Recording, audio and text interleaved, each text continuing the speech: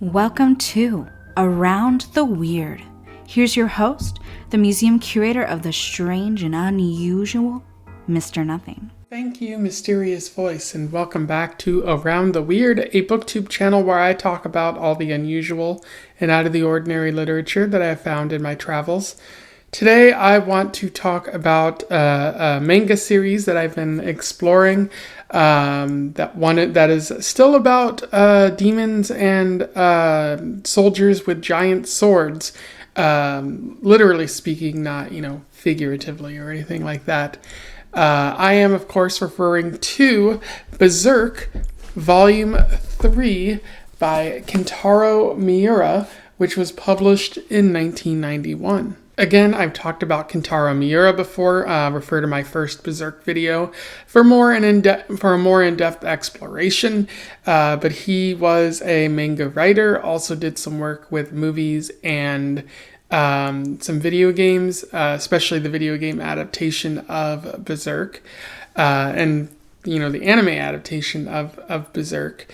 He wrote a couple other things as well, and I've been exploring this series, and I'm very much a fan of Kentaro Miura's work. I hope to do a much bigger exploration once I finish with this particular series, which will probably go on for who knows how long, since this is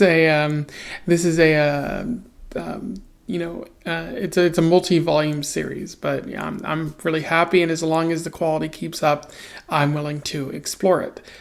So without further ado, let's talk about Volume 3. I will do a summary, a little bit of analysis, and we will move on from there. So Volume 3 of Berserk picks up where Volume 2 left off.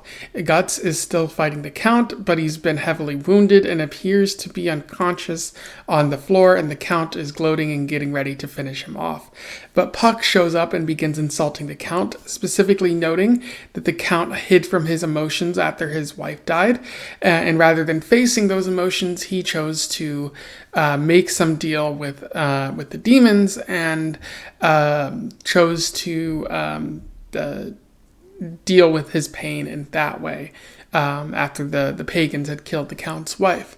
At that point, the Teresia shows up, the Count's daughter, sees that the Count has become a demon, and flees at that point, which upsets the Count because he didn't want his daughter to see him like this.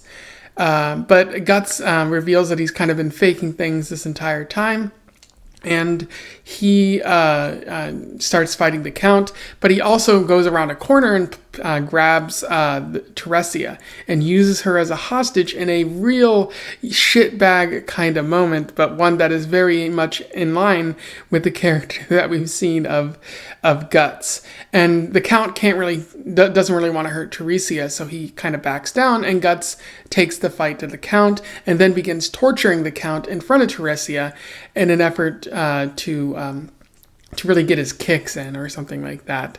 Like, this is the human form you taken on. Look at what I can do to it. But Guts' gloating gets the best of him as well, and the Count manages to activate the Behelit, and this summons them to another dimension where the Godhand reside. The Godhand being the demon forces that have been altering or messing with human events in order to achieve whatever mysterious goal they're trying to achieve. Guts tries to fight the Godhand, but they are way too powerful for him. And it does seem like the leader of the Godhand is someone that Guts knows by the name of Griffith, but we don't really know too much about them besides the fact that they were once a soldier with Guts, and that's really all we see right now. But I'm sure it'll be further explained in future volumes. Because the Godhand don't see Guts as a threat, they talk to the Count, noting that his work has been pitiful, but they do want to offer him a deal in order to help him defeat Guts. And that deal is basically the same deal they offered him before, because they note that pagans did not kill the Count's wife. Rather, the Count stumbled upon the pagans and noted that his wife was among them, having sex in a raucous orgy, and he wanted to kill her, but instead he chose to kill himself. And at that point, the demons offered him a deal, and he sacrificed his wife in the process. And they're making him the same deal to sacrifice his daughter Teresia. But before he can do it, the demons or Guts or someone chooses to take away the deal. And instead, the Count is sent to hell, where he encounters Vargas, who we saw who he killed in the previous volume. And the Count is left to deal with the consequences while he diminishes in hell. Meanwhile, Teresia has seen all of this go on, and she is completely distraught. And she wants to die, threatening to kill herself, which Guts encourages, again, another ship-back move, just noting that she can move on or she can choose to die in the process. But the ground gives way underneath her and Guts manages to save her, but she is very angry to Guts, noting that the problems all happened the moment he showed up. And he's like, okay, well, when you want to fight me or something like that, bring it to me, but I'm going to move on my way. And as Guts walks away, Puck notes that Guts looks very sad in the process. And then from there, we see a new story kind of developing, which shows Guts' origin story and how after his mother died of plague, he worked with his father, who was a mercenary, fighting a lot of battles. And so he, from a very young age, at like the age of 6, he started fighting and training with his father, eventually gaining his trust. However, Gambino seemingly chooses to send another mercenary, Donovan, to go encounter Guts for some reason. We don't quite know what Donovan is trying to do, but it's clear that Donovan isn't there to be his friend, and that's where the cliffhanger is for this particular volume. That's where it ends there. In terms of analysis, once again, Miura provides us with a lot to think about here. In particular, one of the themes that Miura is working with is that of sorrow and despair.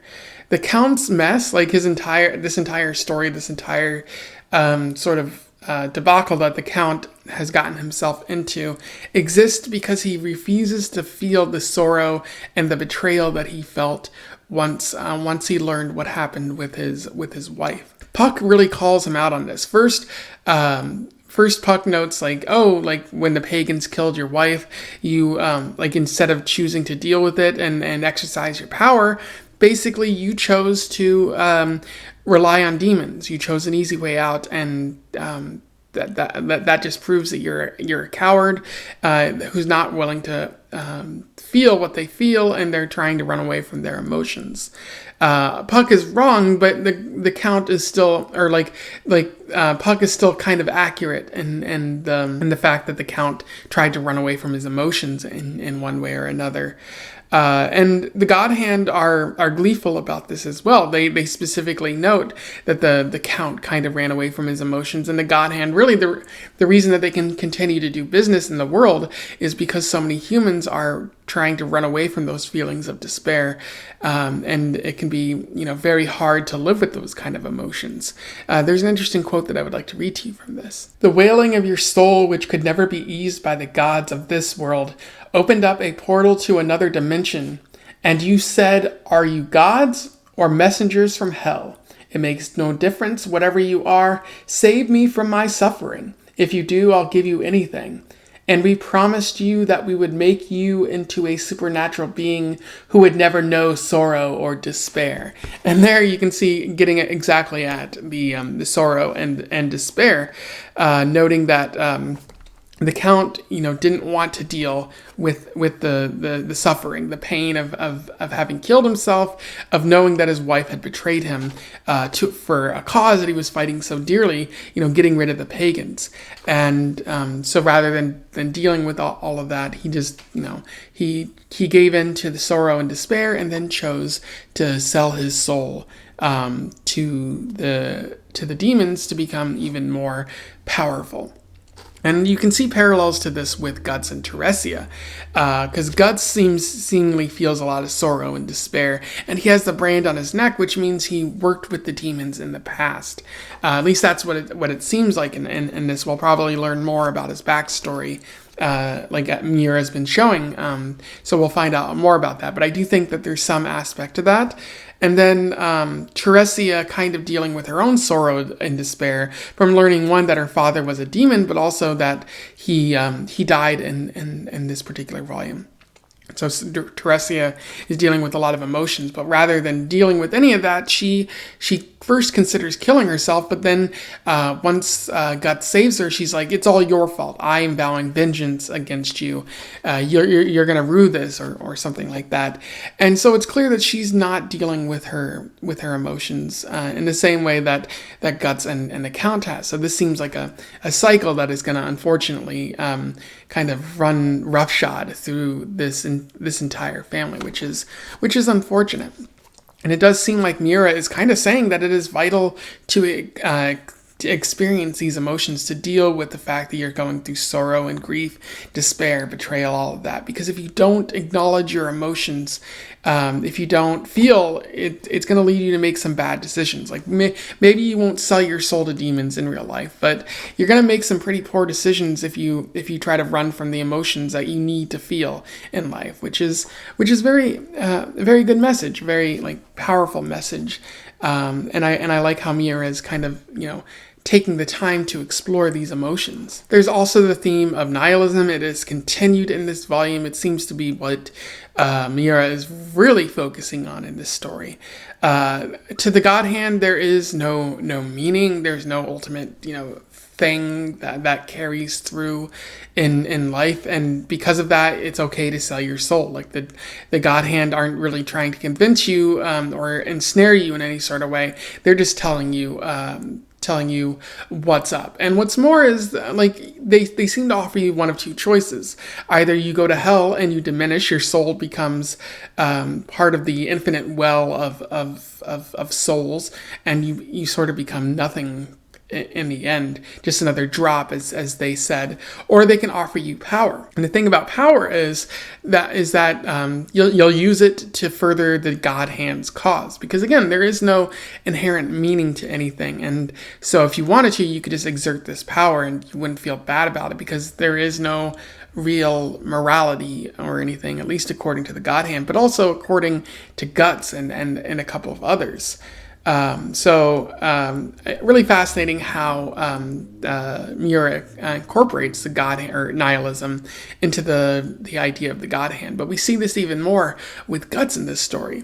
He's using Teresia as a hostage at one point, again, because if nothing truly matters, you can get away with anything, even though it's a heinous action. So, not only showing Guts' nihilism, but also kind of painting a good picture of why nihilism is kind of a dangerous kind of philosophy, because again, like if nothing matters, you can get away with anything. And then also encouraging Teresia to commit suicide. I think though what Guts really means is that he's not really saying kill yourself, he's just saying live a life how you want to live. If you don't want to suffer, there's nothing stopping you from killing yourself. Like there's no inherent meaning, like suicide is just suicide, which is a very, kind of bizarre way of thinking when so many people have propped up suicide as a sort of cosmic thing, where like if you kill yourself, you're not going to heaven or anything like that. But Guts is like, just killing yourself is just killing yourself. It's not really that elaborate or that in defiance of paradise or anything like that, which again, it only makes Guts to be more heinous and whatnot, but it adds layers to his characters and it adds more to this overall nihilistic theme. And there's other things that I like about this. Again, I keep talking about Guts as heinous, how he's an utter monster man at times, but I feel like there's enough there for Guts that he's not simply, a monster, and he's not doing things if you read the series because he's a terrible human being. Like there's some underlying meaning to everything that he's saying. It's not simply saying that he's trying to say kill yourself or that he's using Teresia as a hostage. He's showing the Count through Teresia, like what he used to be, and that's helping him defeat the demon in the end. Of course, he's still doing it as a big monster person, so hopefully Puck, like his conscience, shows him the way down the road. And then you also get like a fun backstory about Guts near the end, which is really what I was looking for, because I feel like we haven't really gotten that much about Guts, and if you go this entire series without explaining his background, it feels kind of meh, or something like that. But they definitely showed that here, and they also showed how Guts was born of war, which definitely helps explain, a lot of the other aspects of his character, how he's able to be such an efficient swordsman and fight so well and never really give up. It's because he's been doing his entire life, which is a little bit sad when you think about it. Adds more nuance to the character overall. Of course, there's just a few things that I don't like. Reading 3 volumes, I've noticed a few things. A lot of the series involves characters just sitting around talking for hundreds of pages. Like volume 2 and 3 are just about the fight between the Count and Guts. Sure, there's other characters involved, but it's in one central location, and so it does feel like not a lot is really happening at times, even though a lot is kind of happening. So it's just weird how Miura chooses to write it like that. Not enough to sink it, just more of a personal complaint there. And then there's another problem in that some of the panels are a bit unclear in what exactly is going on. Because Miura doesn't use a lot of dialogue, it's very difficult to tell what is happening. Like one particular instance of this is that Guts shoots a rocket at the Godhand, and there's a look in both of their eyes, and then the Godhand simply disappears. Did he defeat the Godhand in that instance? Are they going to be back? What exactly happened there? It's a bit unclear. And that's not relegated to just that instance. It happens throughout all 3 volumes. It just feels like Miura isn't very clear in what's happening. And so the chronological sequence of events is always a bit confusing. And it's not very, very helpful. So I feel like that is more of a hindrance on this overall series, which I do hope Miura gets better at, sort of explaining what exactly is happening. Anyway, those are my thoughts on Volume 3 of Berserk. Although, I do have a couple problems that have been growing throughout Volume 1 through 3. Like, I still really enjoyed this one, and there's a lot to chew on, a lot to really think about. In addition to the wonderful art and whatnot, and the fight scenes that have made this a truly great series in my eyes.